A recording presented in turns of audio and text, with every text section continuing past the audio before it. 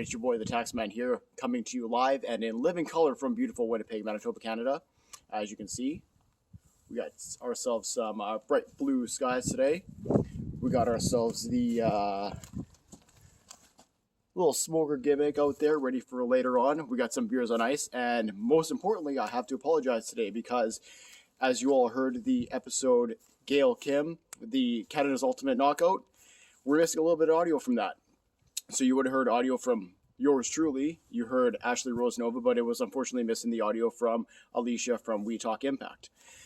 So this is going to be a remixed version, if you will. So in this video, you're going to hear the audio from Alicia that was unfortunately, for whatever reason, snafu, it didn't make the cut of the original broadcast. Now, if you're listening to this on iTunes, Spotify, Stitcher, Google Podcasts, wherever you buy, trade, steal, barter, trade, whatever, sell your favorite podcast, you're going to find it there with the audio updated. So go ahead and re-download that one.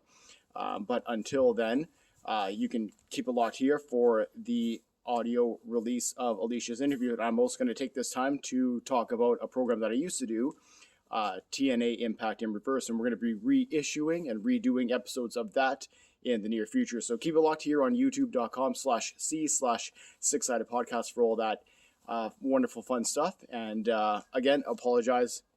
In the podcasting world, sometimes shit happens, right? So we just got to make chicken salad out of chicken shit. So anyways, enjoy this audio with Alicia and hope to see you guys once again for TNA Impact in Reverse when that program resumes later on. Take it easy. All right, very happy to be joined on the line right now by one of Total Nonstop Impact's own, Alicia. How are you doing? Hey, I'm good. How are you? I'm very good. I know you may have a toasty reputation after Johnny Bravo was on the Total Nonstop Impact program this past Tuesday. But why don't you give everybody a quick lowdown of what goes on with you and Total Nonstop Impact? Well, we basically do reviews and, have guest interviews with Impact wrestlers and stuff. Great group of guys. I'm happy to be working with them.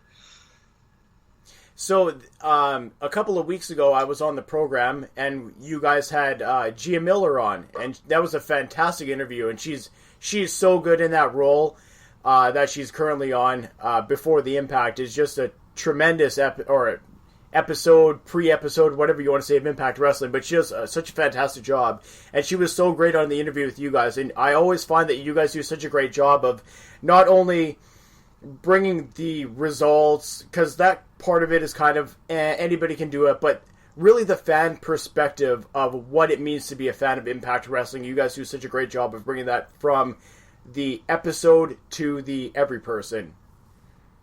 Well, thank you. Yeah, we take a great pride in trying to bring the faces to fans to the whole wrestling perspective, and yeah, it's just good stuff. Except when Johnny Bravo comes on and totally obliterates you for not being all dolled up for the interview, which that was just something else in itself. So, for anybody who's not familiar with it, if you're listening to this program, you've obviously listened to the first start of it. I always air Trent Seberry's Total Nonstop Impact infomercial, if you will. That's not a paid advertisement. That's not anything like that. He's honestly just a really good friend of mine. That's why I have him on every show, because me and him go way back. But so it's kind of funny that we're taking the way back into the 2021, and now I have Alicia on the show. So I'm very happy to have you on the program to talk some Gail Kim. Oh, yeah, I'm really excited about this one. Gail Kim's iconic. So before we get into this, kind of give everybody a backstory. Like, when did you start watching Impact Wrestling, and what was kind of your first introduction to Gail Kim in Impact Wrestling? And further to that, what was kind of your introduction into the Knockouts division of Impact Wrestling?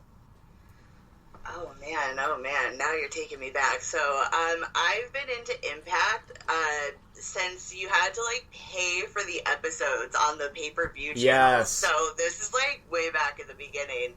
I remember seeing the commercials, and I was absolutely hooked, because I was a wrestling fan from that point. I'd been watching it since I was, 3 apples high.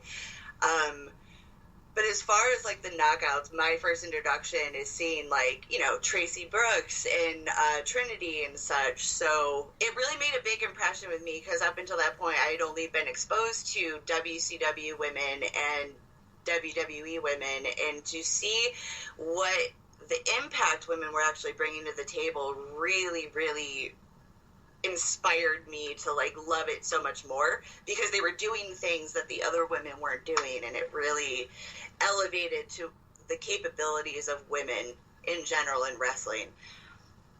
So earlier on, I had a guest on the program, and we were talking about the difference, the stark difference between the WWF/E product at the time, and then you move into what TNA Impact at the time was doing, and it was light years different, right? You had right. We were talking about, and it's shitty to say in 2021, but like the women's matches in WWE were bra and panties matches, or they were the popcorn matches, and that's what you got. But in TNA Impact, you were getting a lot of high flying, a lot of brawling, a lot of weapons, although I'm not a huge hardcore fan, but it was still, and yeah, we talked about that when I was on the Total Non-Stop Impact program, but like, the fact that they were allowing is not a proper way to say it, I realize in 2021, but I don't know a proper way to say it, but the fact that they were letting women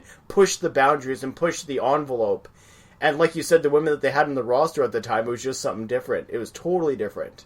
Yeah, it brought in a whole new perspective to women's wrestling, and I think that's why it was so popular when it first started coming out, is because their matches weren't the ones you went to the bathroom breaks on. Yes. You know what I mean? Yeah, totally agree. It wasn't your standard, yeah, like I said, popcorn break. Like, even, I can remember going to shows here in Winnipeg when WWE would come through on the house show loop or whatever, and yeah, you're looking at 2004 to like 2000, oh god, even to 15 almost, is really when they started getting serious with the women. So you think about that. That's what, 15 years or so of like the WWE women division, and I use that term loosely, being what it was, and then the Impact Wrestling division being what it is, and now you see a lot of those women are now integrated into WWE. It's very interesting. Yeah, absolutely. So obviously the main one that we're talking about tonight is Gail Kim. Now, can you recall when was your first introduction to Gail Kim, and what was your first impression when you saw her on the scene? I was first introduced to Gail Kim when she did her first WWE run.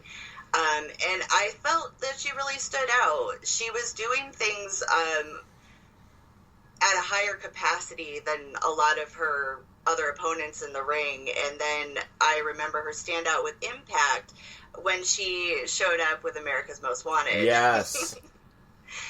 Very dope times. And that feud with Jacqueline Moore, beautiful, beautiful work.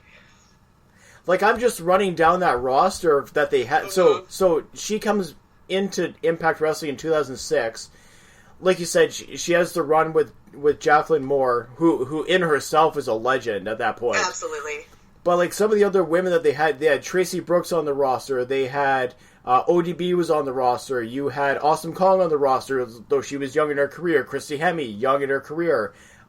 Miss Brooks, Roxy Laveau, Shelly Martinez was on the roster. Like, the building blocks were there. But I feel like somebody like Gail Kim coming in with her resume and her stature kind of not legitimized it, but brought more legitimacy to the division, and really, you really started to see all the women kind of stand out and break away from the bra and panties matches to what we would end up seeing the Knockouts division being. Right. I feel like with the Knockouts division, they were allowed to show their personalities more, so it made the matches more entertaining because they were able to bring the whole character aspect to it, and it wasn't just these generic girls who all had their sparkly outfits, you know? Yes. Although there was some of that, but when it was done that way in Impact, it was done differently, right? Oh, absolutely. Again, these women were presented as strong, dominant females, and you know, again, their characters really shone through where you were believable. Everything Gail Kim did was passionate and with flair, and she was just so incredible. So she had her run from 2006 till 2008 with Impact.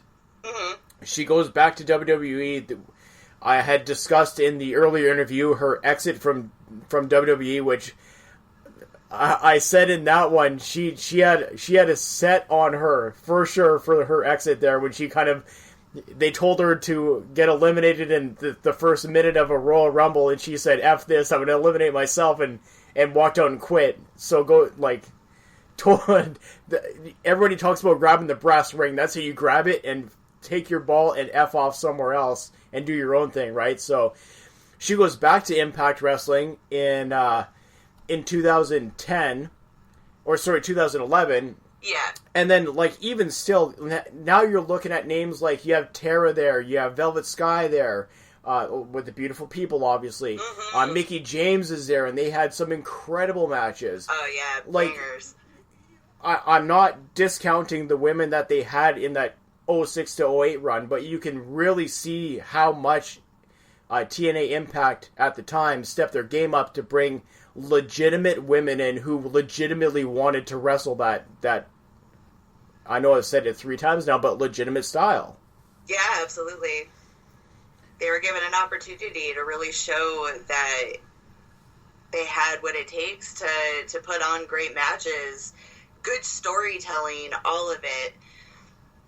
So what would you say, in your opinion, and this is kind of a two-pronged question, so whichever you want to answer first is all good with me, but what did you think of the way that Gail Kim was utilized in Impact Wrestling, and then furthermore, what did you think of the way that Gail Kim kind of carried herself in the division in TNA Impact? Oh, okay. So as far as how she was presented, I thought it was very well. No matter what angle they gave her, she played it out to a T. and just really showed that on top of her wrestling ability, her acting chops were up to par. Yes. So when she was a heel, I believe she was a heel. And even though I loved her, I was like, oh, girl, you know what I mean? Wanted to ring her sometimes, but that's just how good she was. And as far as her presentation, she was always just crisp and clean and to the point, and she took her position in wrestling seriously and wanted to showcase and push the other talent as well. I feel like she presented herself very well. To me, and this is kind of an odd, and you have to forgive me because I'm a huge mark for him, but to me, she was very much the female Bret Hart in Impact Wrestling. She was very technically orientated. She tried to make everything as believable as possible. And it doesn't, you can pick any match she was in, whether it was singles or tags and this impressed me the most going through the database is how many mixed tags she was in, and 6-person tags. She's in tags with her, ODB, and AJ Styles, for example, against the Beautiful People and Kurt Angle. And, I remember watching it, but it's one of those things where you don't see it forever, and then you read back on it, and you're like, holy shit, how groundbreaking was that? Yeah, that was happening before that was even really popular, yes. And, again, just another reason why Impact has always been innovative as far as what they bring to the table with wrestling and not being afraid to show that, hey, women can tussle with men just as well and put on believable matches, and Gail Kim was definitely a credit to that.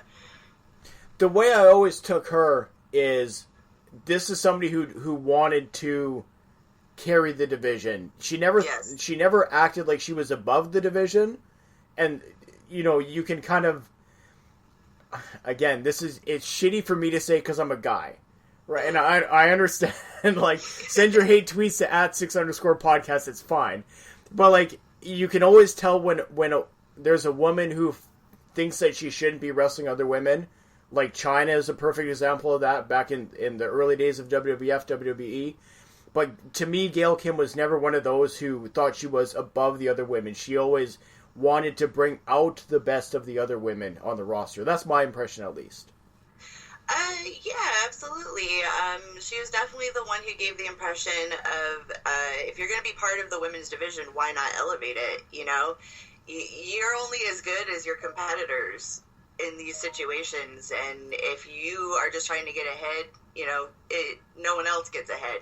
And so she did a beautiful job of really just showing the world again what she could do and how she could bring it out with other women, you know.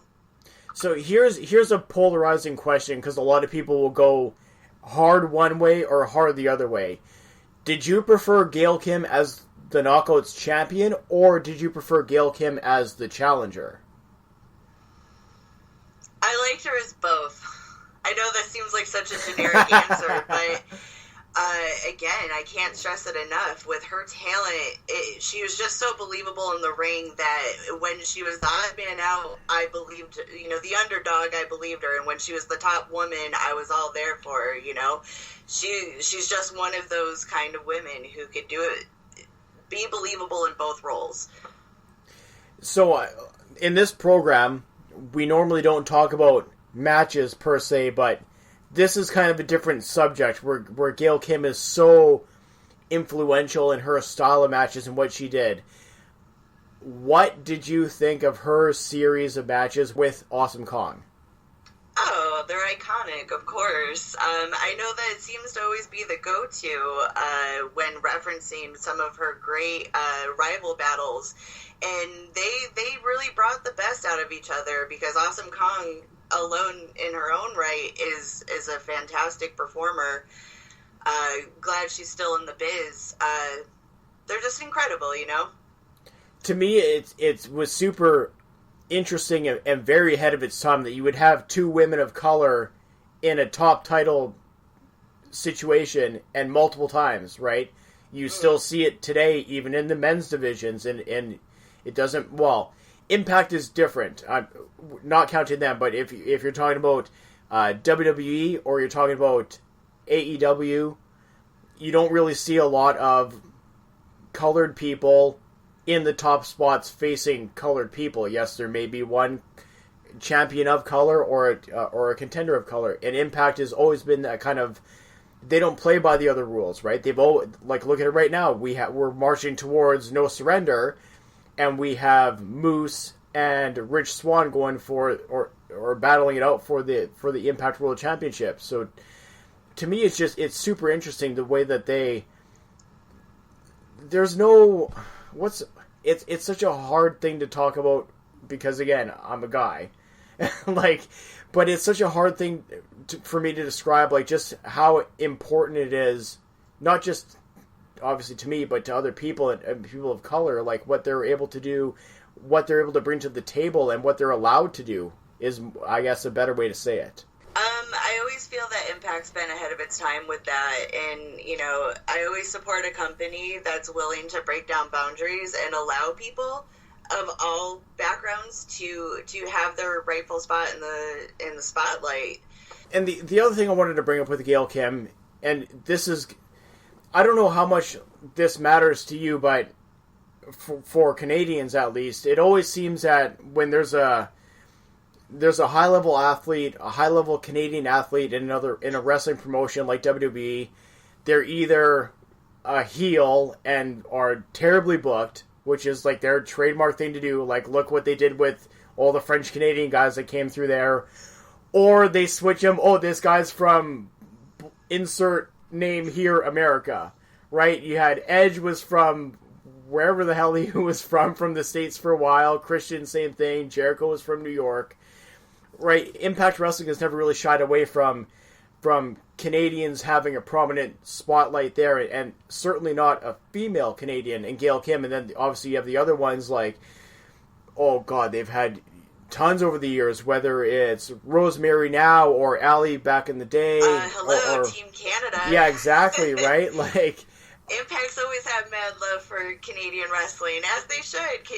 We owe wrestling to Canadian wrestling. Come on. I always and I brought the thing up earlier with my previous guest, is if Gail Kim didn't arrive on the scene, would they have brought as much Canadian female talent into the promotion as they ended up bringing. And it's a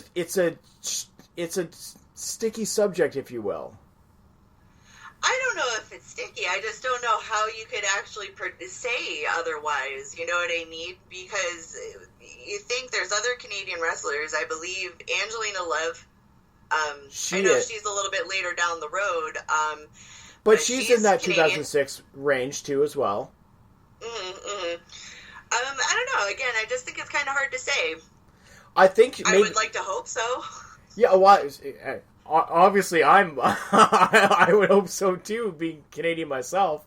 But to me, it's so interesting. Like, you see, again, we were talking earlier about that 2006 to 2008 roster. Mm-hmm. Then you get into that 2011 and on roster. Then you have people like Taylor Wilde is in there, right? You have people like Ali ends up coming in. You have people like Ty Valkyrie ends up coming in. It seems to me that, like, Gail Kim got established, she really opened the door, and then you sort of see this influx of Canadian talent, which we still see up to this day.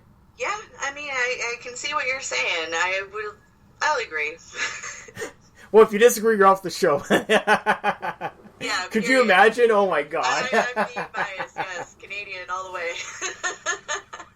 So, for yourself, like, and I don't mean to put you on the spot and give me your top 5 Gail Kim moments. I always think those are such odd things to say, but in your opinion, what are the watershed moments for you for Gail Kim in her career for either TNA Impact, which I'm sure that you're going to go to, or WWE?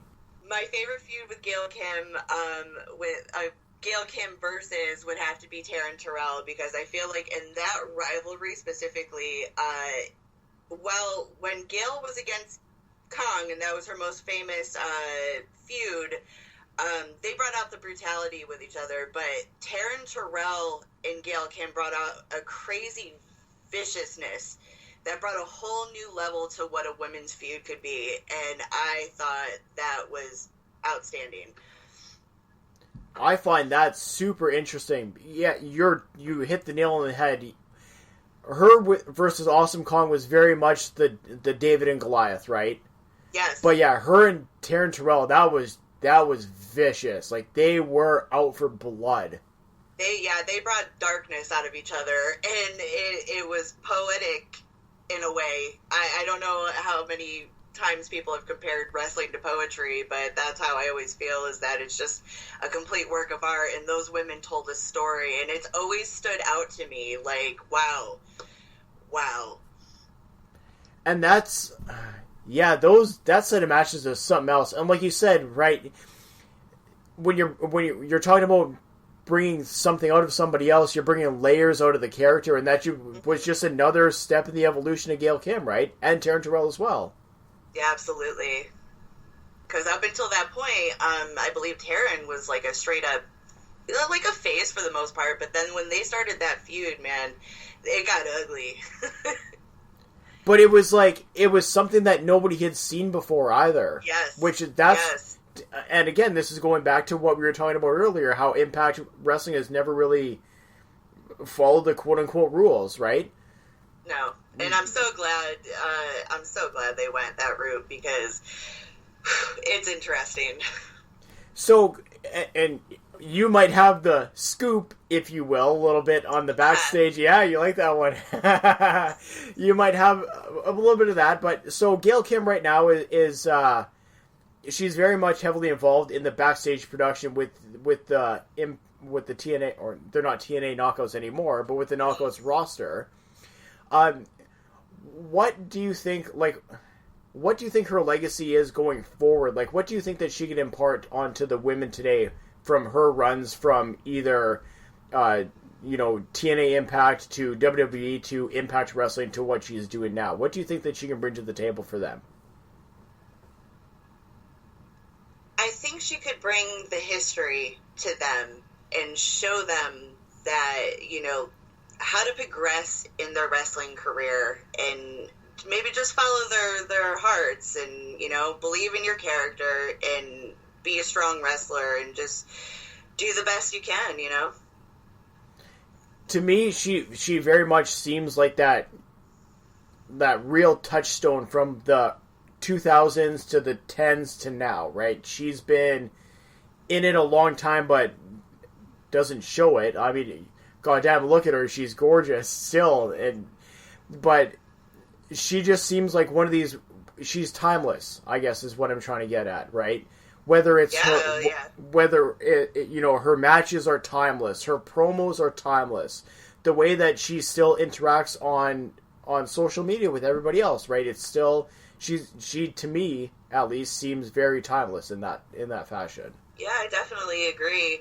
We'll kind of start to wrap this thing up. I know you're super busy. You got a ton on the go. You're moving. I caught you in the worst possible time, but before we get out of here, just what's a couple of your closing thoughts on first on Gail Kim, and then kind of shifting out of Gail Kim, but what do you see moving forward for the Knockouts division in 2021 and moving forward? Because I know that you are a massive fan of the Knockouts division, and especially the women who are in it today.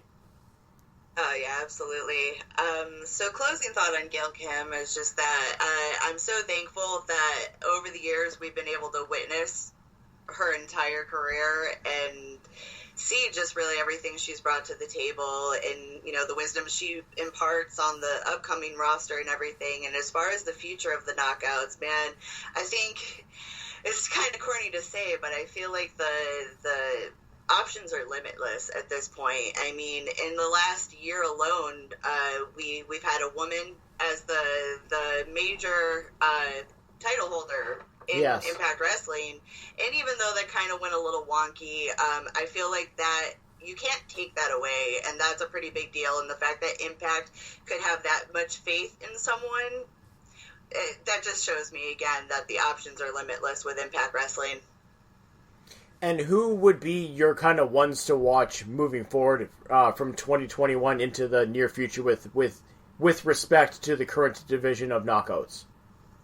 With respect, honestly, I say all of them, but I gotta, pitch my faves, and I always gotta say Jessica Havoc, Kira, and Tasha Steeles, and Kimberly. Yeah, you almost don't have a bad pick in the lot, right? It just with the amount of talent that they have right now is impressive in itself, and the fact I love that they brought back to the knockout titles, or the knockout tag team titles, I should say. Yeah, it was a long time coming. We've got some pretty impressive women and women who can really represent those titles and put on great matches, and defend them rightfully. So, it's exciting. It's great stuff. Before I let you go, where can everybody get a hold of you? You can find me on Twitter and Instagram under the handle Alicia B. Cakey. B is in the letter B, not the bug. Or the B yourself. And that wonderful show that everybody can find you on Tuesday nights, where can they get that? Yeah, you can find us under the handle. Mostly it's We Talk Impact, total nonstop impact. Every Tuesday, we do the reviews, and every Thursday they do the throwback reviews. And then a little fun here and there. Now, is there anything coming down the pipeline for those programs that you can kind of give us the insider information on, or is that pretty well, is that tight-lipped? Because I know Trent's got the lock on a lot of that. Shout out to Trent, by the way. Shout out to Trent. Shout out to all the guys. They're wonderful. You'll just have to tune in and watch. We tend to have a lot of surprises ourselves. Like, a lot of the times we have, guests from Impact, and we're surprised. Yes. So, it's news to us, and it's wonderful, and, I think we have a good thing going with everything. So, yeah, check us out. It's a lot of fun. I guess my last question on that is, where is Kyle, and what dumpster is he hiding in lately? Oh, yeah, Kyle's doing Kyle stuff, and, I'm sure he'll be back sooner than later. He'll pop out when we least expect it. And he always does. Sometimes he'll tune in at the weirdest times during the shows, and it's chaos from there. Organized chaos. Who? Organized chaos. Yeah, you gotta love it, right? Hey, Alicia. Yeah. I'm super happy to have you on the program. Thank you again for taking time out of your busy schedule. Get back to packing. I'm sure the boxes are all lined up in the back there, and you're ready to get going. So Thank you very much for joining the program with me tonight and talking some Gail Kim. I appreciate it. Thanks for having me. It was great fun talking about it. Before we head to the finish of tonight's program, I'm going to play a couple more audio clips. The first one is a Gail Kim promo package previewing her matchup against Awesome Kong at Bound for Glory. The second one you're going to hear is from Alicia's favorite matchup, Gail Kim versus Taryn Terrell, and you're going to hear a promo from that series of matches. And after that, I hope you stick around for the end of the program. I'm going to be talking about a couple of interesting things that we have coming up in regards to this podcast. So make sure you stick around for the end of the show. Until then, these couple of promos from Gail Kim. Hope refused to give a prediction earlier as it relates to this Knockouts Championship match between Gail Kim and Awesome Kong. Gail Kim had these comments of her own. Awesome Kong is one of my toughest opponents to date.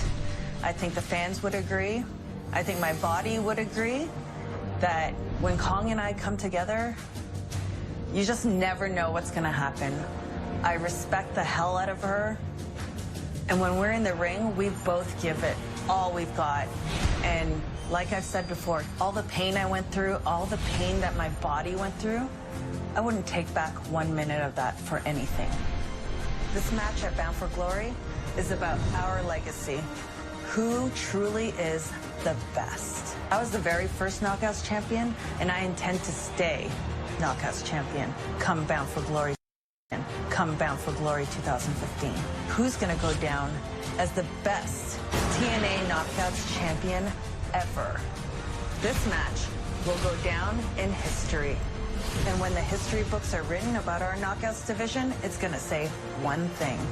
Bound for Glory 2015, Gail Kim defeats Awesome Kong.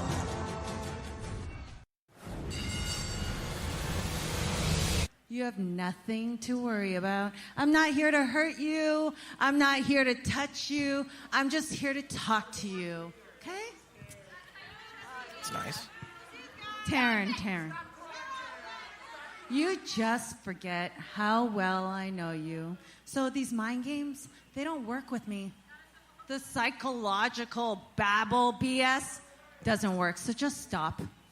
And also, I'm a true believer in karma, so I truly believe that karma will slap you in the face before I do. But on second thought. Oh, wow! A right hand that just floors Taryn Terrell by Gail Kim. Knocked her looping. What a right delivered.